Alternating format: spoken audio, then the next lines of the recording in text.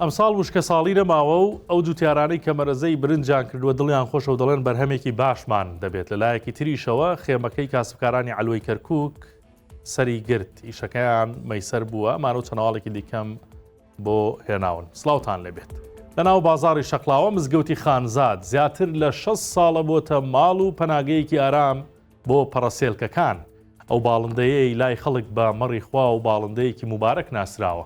نزیکەی 40 ساڵە حاجی سەلام سەرپەرشتیاری مزگەوتەکە پارێزگاری لەم میوانە باڵدارانە دەکات بە دانانی بربەستی تایبەت لە ژێر هێلانەکان. نەک تەنیا مزگەوتەکە لە پیسبوون دەپارێزێت، بەڵکو ژیانی هێلکە و بێچۆکانیش لە کەوتنە خوارەوە ڕزگار دەکات. پەڕەسێلکەکان و ئەو میوانداری لێیان دەکرێت سەرنجی گەشتیارانی ڕاکێشاوە کە دەبینن چۆن پەڕەسێلکەکان نەوە دوایینەوە دەبنە میراتگری هێلانەکانیان ماڵی خۆیان کردووە بە شوێنی مانەوەی خۆیان.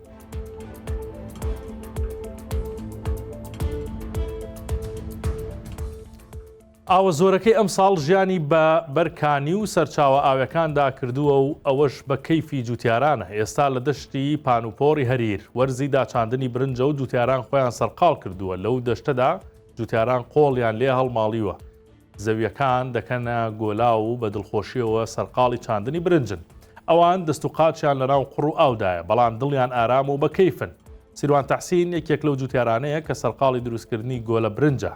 هەر بەدەم کارەکەیەوە قسەی بۆ 1964 کردووە و دەڵێت ساڵی ڕابردوو وشکە ساڵی ڕەنجی بە خەسار داین، بەڵام ئەم ساڵ سروش لەگەڵمان ئاش بۆتەوە و بە دڵی خۆمان زەوەکانمان دەچێنین. ئەو برنجەی لەوێ دەچێنرێت تاموبۆنی کوردەواری لێدێت، چونکە هەردوو جۆری برنجی کوردی و سەدریە کە دوو جۆر برنجی پڕبۆنن. دەشتەکە سەوز دەکەن و جوتیاران بە هیوان لە پاییزدا بەرهەمێکی زۆری لێ هەڵبگرنەوە و بازاڕ و خوانی ماڵەکان بە بۆنەکەیان ئاوەدان بکەنەوە.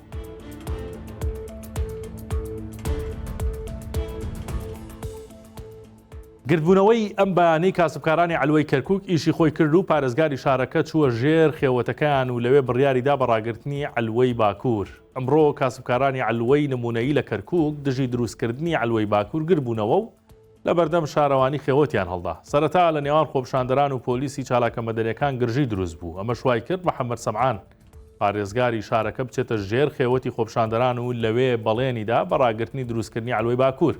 لەگەڵ بڕیارەکە بە سەدان لە کاسبکار و کرێکاران سوپاسی هەڵوێستی پارێزگاریان کرد و خێوەتەکەیان کۆکردەوە و کۆتاییان بە گردبوونەوەکەیان هێنا.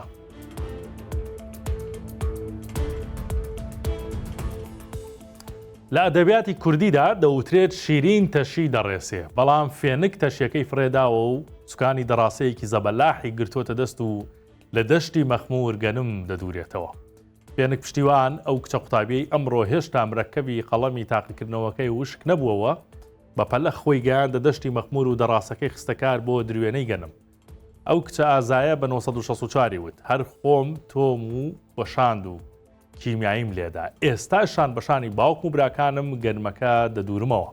فێنک هەر لە منداڵیەوە عاشقی شۆفێری بووە، لەو کاتەی پێی نەدەگەیشتە کلات فێری ئۆتۆمبیل بووە، ئێستا دەڵێت هەرچی سوکانی هەبێت دەیزانم. فێنک پەیامێکی بۆ کچان هەیە و داوا دەکات نەترسن و شان بەشانی باوک و برا و مێردیان ئیش بکەن و نەوەستن.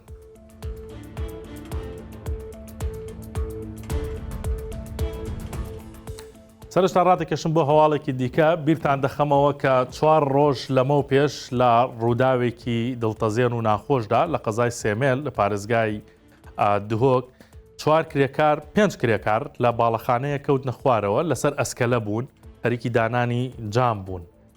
دەست بەجێ 4یان گیانی لە دەست داوێکیان بە سەختی بریندار بوون. ئەم کرێکارانە لە نهۆمی 5ەمی ئەو باڵەخانەیە کەوتبوونە خوارەوە.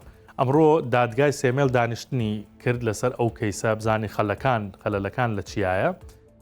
خاوەنی ئەسکەلەکان یاخود بەڵێندەری ئەسکەلەکان ئێستا دەستگیر کراوە بەهۆی ئەو ڕووداوەوە و لێکۆڵینەوەکانیش وەکو سەرچاوەیەک لە دادگای سێمێل بە 1964 وتووە بەردەوامی هەیە تا ئەو کاتی کەیسەکە یەکلایی دەبێتەوە بزانن کە کێشەکە لە چیدا بووە. ئەم کرێکارانە کەوتنەتە خوار و ڕۆژی 20 ئەم مانگە بوواتە 4 ڕۆژ پێش ئێستا ئەو کرێکارانە خەریکی کارکردن بوون، 4یان گیانی لە دەستدا دانەیەکیشیان نەکەوت بووە عەرزەکە بە سەختی بریندار بۆ تاوەکو ێسەش لەژێر چاودێری چڕی پزیشکیدایە. ئەمە هەواڵەکانی ئەمڕۆ بوو، کاتێکی شاد بۆ هەموو لایەک.